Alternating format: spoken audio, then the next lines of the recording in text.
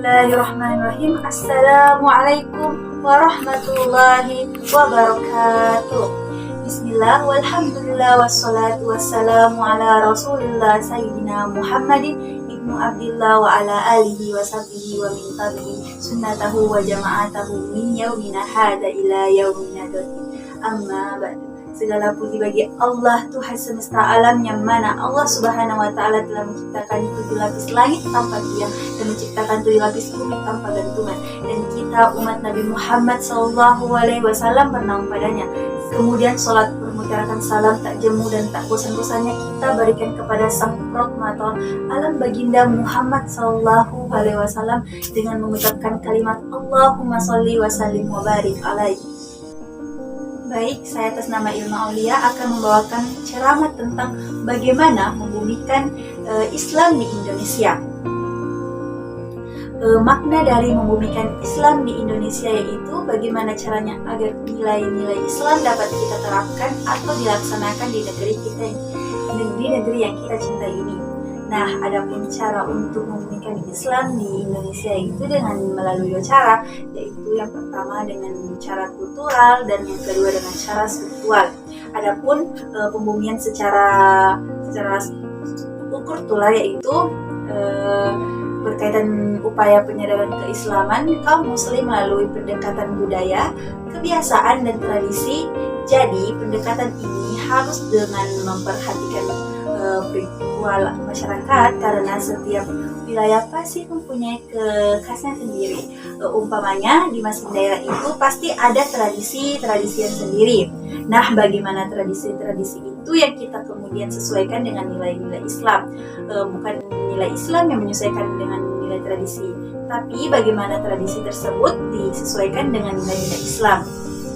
Nah, contohnya yaitu tradisi tolak bala. Di dalam Islam, tradisi tolak bala itu memang ada, tapi kita melihat adanya cara tolak bala tidak sesuai dengan ajaran Islam.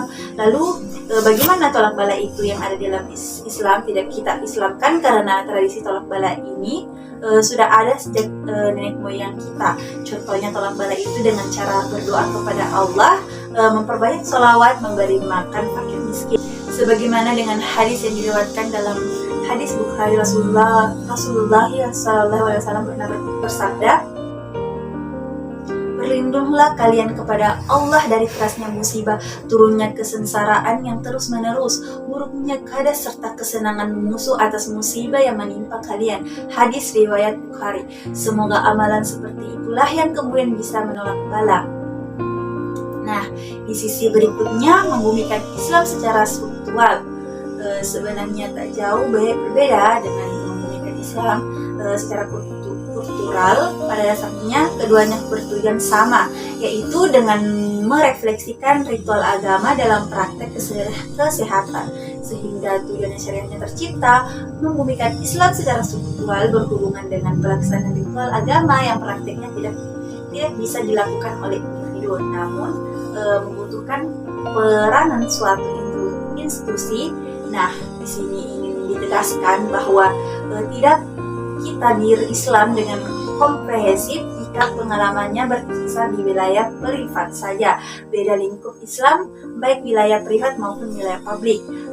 Pemisahan agama dari kehidupan publik sebenarnya merupakan reduksi terhadap makna agama itu sendiri, bahwa kemudian aktualisasi agama tersebut membutuhkan tasfir sesuai dengan tradisi lokal, sesuai dengan kondisi. Nah, hal ini dapat dipahami, tetapi sama sekali tidak bisa agama dicerai, karena kehidupan masyarakat luas di sisi lain membuat masyarakat non-muslim tidak perlu khawatir dengan pembumian hukum-hukum publik saat ini. Mengapa dengan demikian? Karena agama Islam itu sangat toleran dan segala besar itu tidak ada paksaan.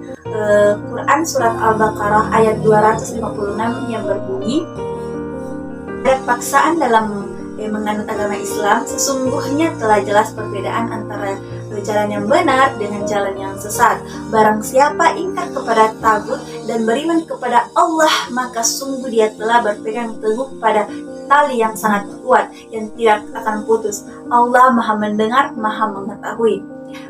Ingat apa yang dikatakan oleh Kiai Haji Abdurrahman Wahid, ketika kita mengambil agama, ilmu tentang agama Islam boleh kita ambil di Timur Tengah, akan tetapi kita mengambil tradisi Arab di Indonesia itu tidak diperkenankan karena akan terjadinya disekat akan benturan. Maka yang agama itu adalah ajaran Islam hadir di Indonesia tidak melalui peperangan. Islam hadir di Indonesia tidak melalui penjajahan. Islam hadir di Indonesia karena melalui pendekatan sosial, pendekatan budaya, pendekatan emosional. Bahkan Islam sangat indah sekali ketika masuk di Indonesia. Demikian ceramah agama yang dapat saya sampaikan pada kesempatan kali ini. Semoga dapat bermanfaat bagi kita semua dan dapat kita aplikasikan ke dalam kehidupan sehari-hari. Lebih dan kurangnya mohon dimaafkan. Yang benar datangnya dari Allah Subhanahu wa Ta'ala yang Maha Benar, dan yang salah, khilaf atau keliru itu datangnya dari saya pribadi. Sebagai manusia yang biasa, saya tidak pernah luput dari kesalahan, khilaf dan dosa. Akhirul kalam, subhanaka Allahumma wa bihamdik, asyhadu an la ilaha illa anta, astaghfiruka wa atubu ilaik. Wassalamualaikum warahmatullahi wabarakatuh.